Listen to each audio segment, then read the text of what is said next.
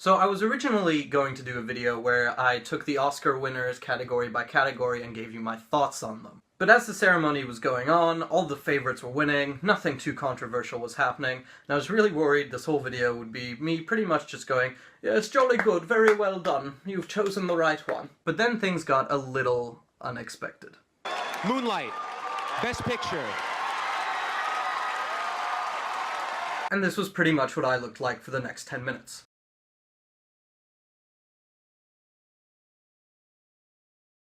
And I'm not even exaggerating, really. I managed to turn my TV off when it was all over, but I kinda just kept sitting there, totally lost. Anyway, so first of all, you have to give huge props to the La La Land producer Jordan Horowitz, who kept his cool when all the drama went down and called the Moonlight guys up on stage to hand them their award. Because if I were in that situation, I'd probably be doing this face in front of 1 billion people for the next 15 minutes before saying anything. I'm also glad he couldn't see the shitstorm that was on social media afterwards, because it was full of vengeful, pretentious dweebs who were like, "I'm so glad those La La Land Hollywood sycophants had that happen to them. Moonlight was the best film of all time." Nope!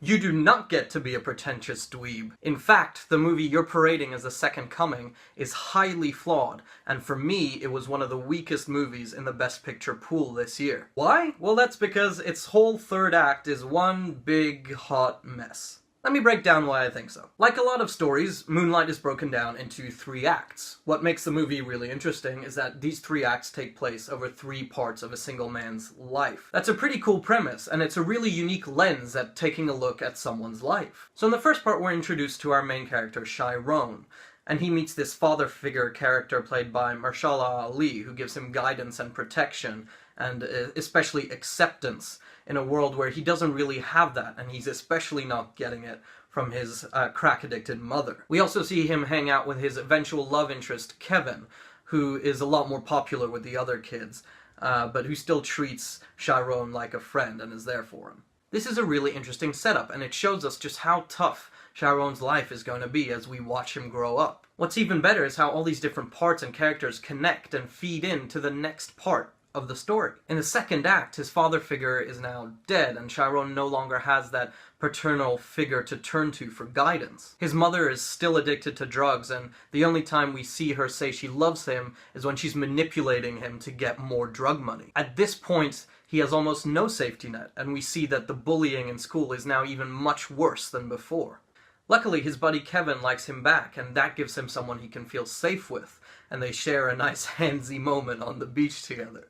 But then the bullies convince Kevin to help them beat the crap out of Chiron, and so we have to watch as our main character is physically beaten by the person he's in love with. Afterwards, in an awesome scene, we see Chiron stride through school and into the classroom, where he takes a chair and just beats the hell out of the bully who convinced Kevin to take part in this beatdown.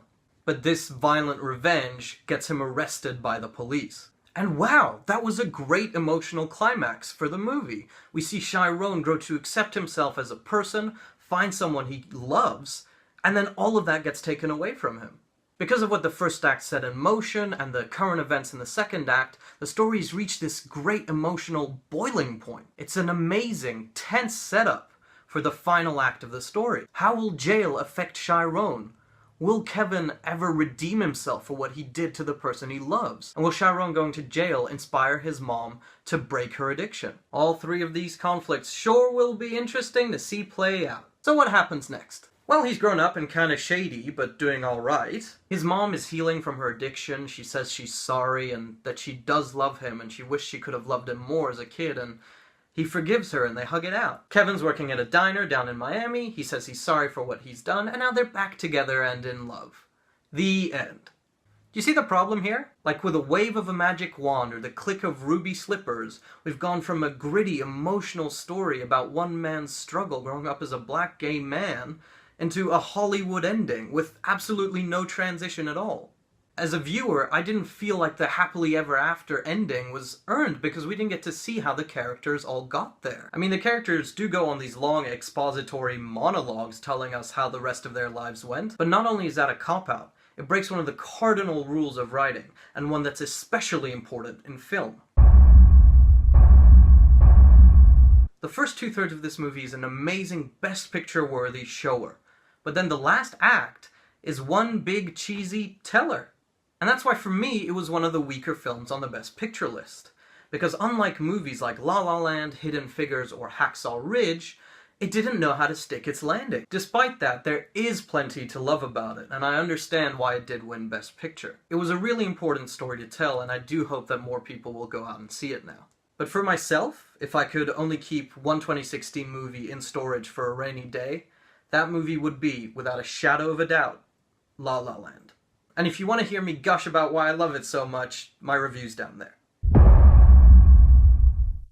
Can we just for a second forget about all the drama and remember that Suicide Squad is now an Oscar-winning movie?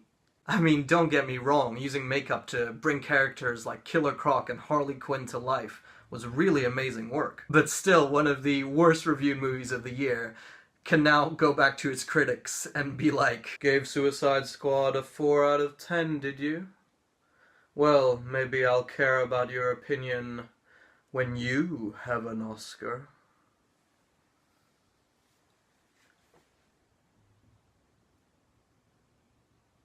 The universe truly is a wonderful place.